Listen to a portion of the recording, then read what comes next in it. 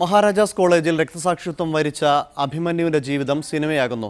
നാൻപെറ്റ മകൻ എന്ന് പേരിട്ടിരിക്കുന്ന ചിത്രത്തിന്റെ ഷൂട്ടിംഗ് ആരംഭിച്ചു.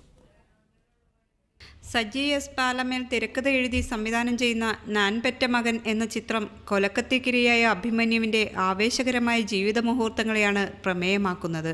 റെഡ് സ്റ്റാർ മൂവീസ് നിർമ്മിക്കുന്ന ഈ ചിത്രത്തിൽ 2012 ഏറ്റവും മികച്ച ബാലതാരത്തിനുള്ള ദേശീയ അവാർഡ് നേടിയ മിനോണാണ് അഭിമന്യുവായി വേഷമിടുന്നത്.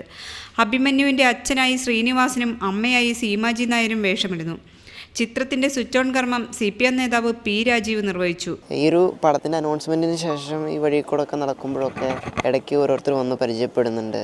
ഞാൻ അഭിമന്യുവിൻ്റെ കൂട്ടുകാരനാണ്, അഭിമന്യു ഞങ്ങളുടെ കൂടെയാണ്, അഭി ഞങ്ങളുടെ കൂടെയായിരുന്നു എന്നൊക്കെ പറയുന്ന ഒരുപാട് കൂട്ടുകാരുണ്ടായിരുന്നു.